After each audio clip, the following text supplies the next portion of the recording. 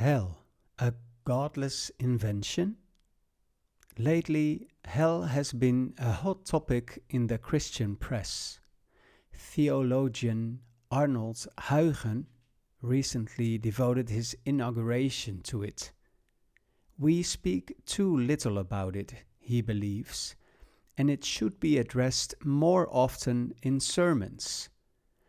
The ND, Dutch newspaper, recently asked several pastors how they deal with this subject in their churches. As with Huygen, they too appear to be uneasy with it. It is said in several responses that Jesus spoke about hell more than anyone else and warned against it. But what and where and how hell actually is remains nowhere clear or concrete. That is tragic, for this lack of clarity is not due to Scripture. Let's lay out the facts.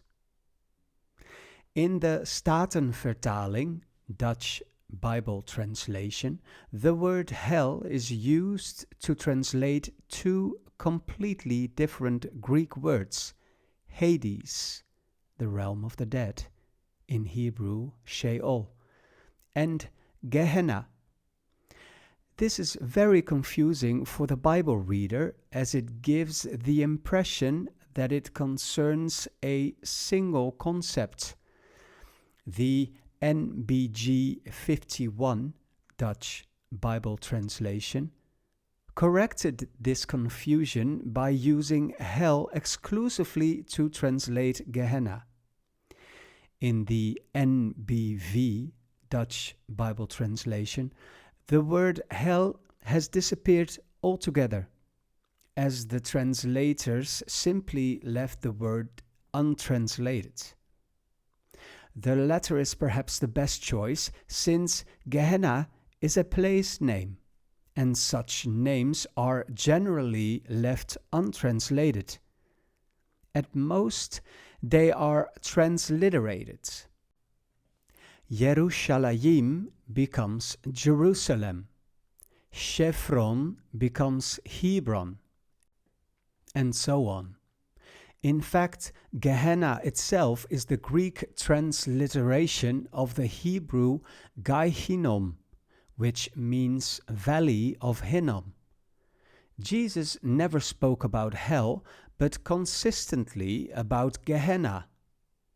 His listeners understood all too well that he was referring to the infamous valley southwest of the city of Jerusalem. With him, there is certainly no vagueness about hell. His listeners could have walked there themselves, literally.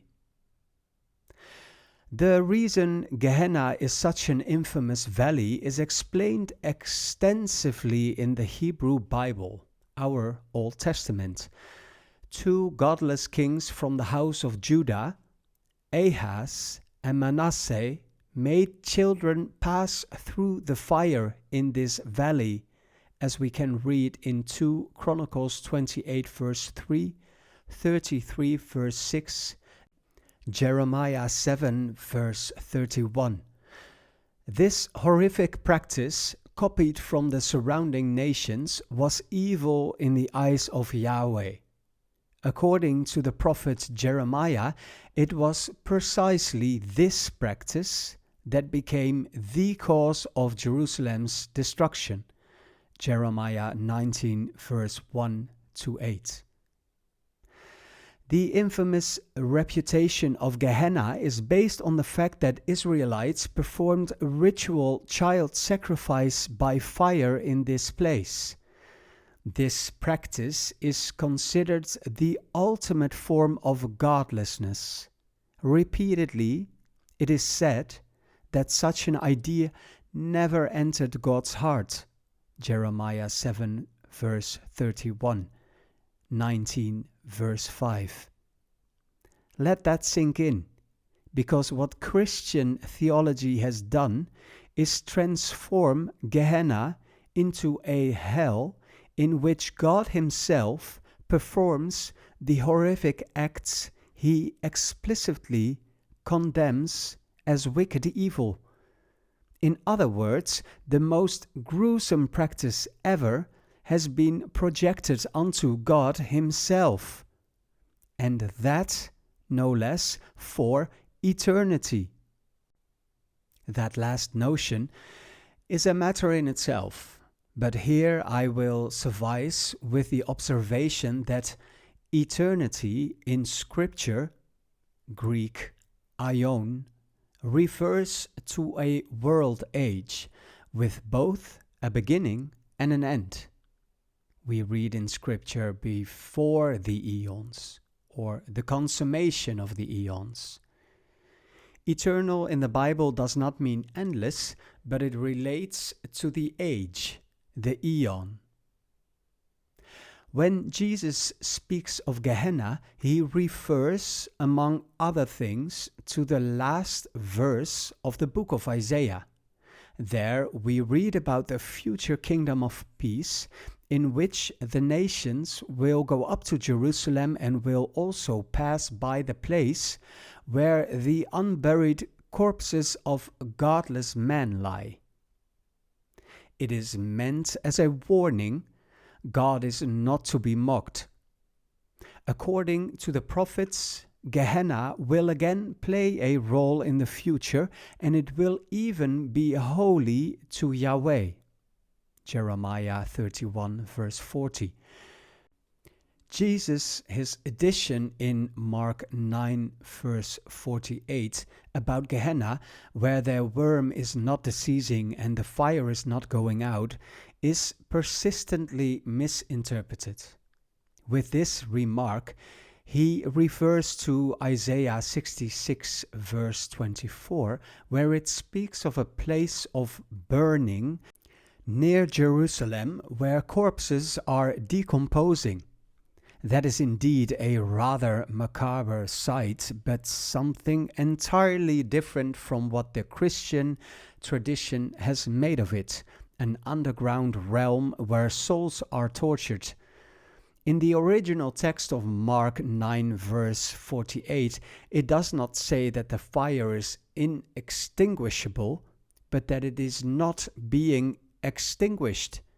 That is something quite different. And that their worm is not dying does not mean that these people are not dying, but that the maggots consuming them are not dying. Maggots do not die, in fact, but pupate.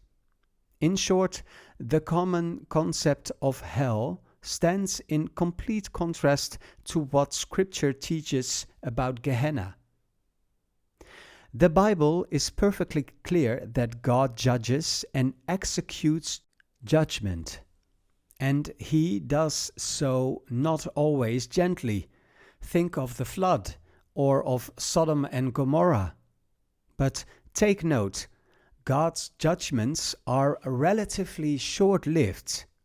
Psalm 30 verse 5 says, "For there is a moment in his anger, a lifetime in his benevolence." God sets things right, precisely what the word judgment means.